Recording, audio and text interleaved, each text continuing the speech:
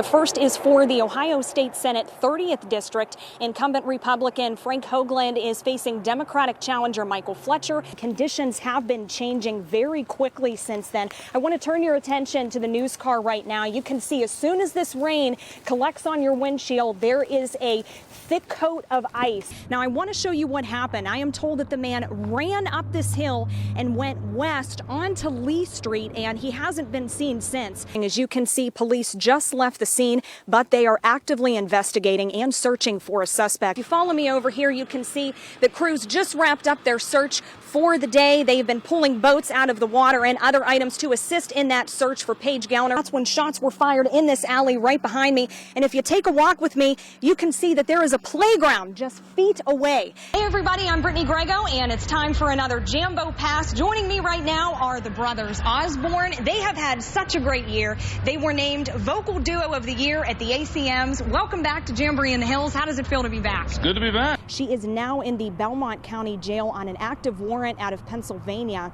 and additional charges for this incident are pending. We are live tonight in St. Clairsville. Brittany Grego, News 9 at 6. I'm just, like I said, I'm like being, I was like a prisoner in my own home. David Rayner is on oxygen. Tanks sit in the entryway of his home here on West 23rd Street in Bel Air. I can't go outside because I'm on oxygen, my lungs, and I've been confined to my house since the Saturday all started.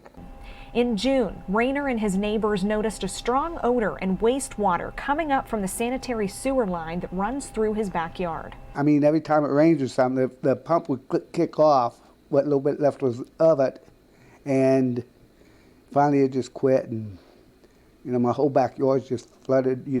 While we were at the home, a Bel Air Water Department employee showed up. I asked him if anything was being done to help with the sewage issue. He told me a contractor was on the way.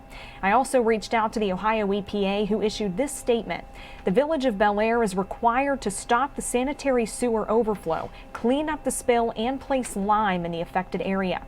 Bel Air will then need to evaluate the pump station and restore it to proper operation. I also contacted Mayor Vince DeFabrizio, who says the village has been working on the problem. Months ago, it rebuilt one of the pumps that failed and hired a company to keep the sewage down. We found the issue and we corrected it, and it's been working ever since.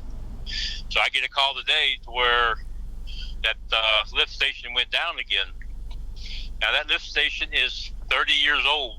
He says the village recently received a grant to replace all of the equipment at the lift station, and they've been waiting for parts to come in. Right now we believe it's an electrical problem. We have an electrician out there. Hopefully he can find what's wrong with it today and bring it back up to regular operations. But until then, we might have to call that company back in to start pumping that back down. Since talking with the homeowner, crews arrived on scene, and as you can see, the water has stopped flowing into his backyard. The mayor also tells me equipment for the lift station will be replaced soon. Reporting in Bel Air, I'm Brittany Grego for News. Those who live in Stewartsville are still trying to recover from devastating storms. As you can see, trees and debris still litter the creek, but something needs done. The question is, who's responsible? I've been here 86 years. And I've never seen no water up in here, never, ever in my life was there ever been no floods in this area.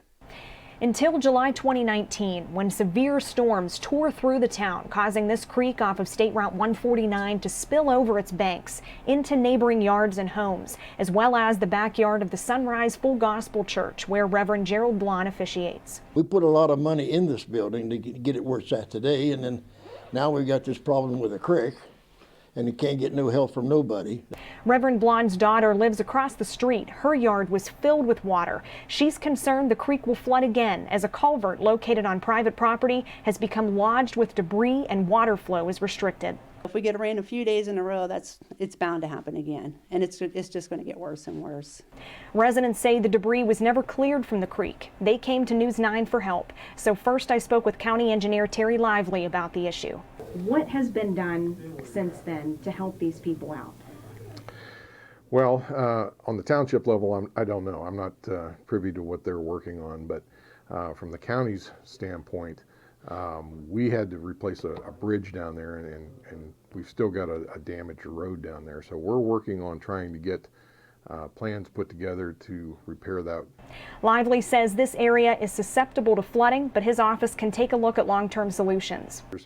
There's development that's also contributing to that.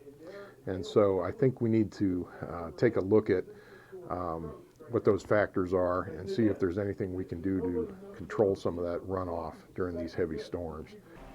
Next, I went to Richland Township trustee Rick Farrell, who says legally they are unable to go onto the private property to clear debris or make repairs to the culvert. The culvert is located on a piece of land involving multiple property owners, so it's difficult to determine who's responsible for it. Unfortunately, by law, we're limited as far as what we can do, as a public entity when issues are occurring on private property. The residents have been advised to seek legal counsel. They are ready to take matters into their own hands if this creek happens to flood again. Reporting in Stewartsville, I'm Brittany GREGO for News 9.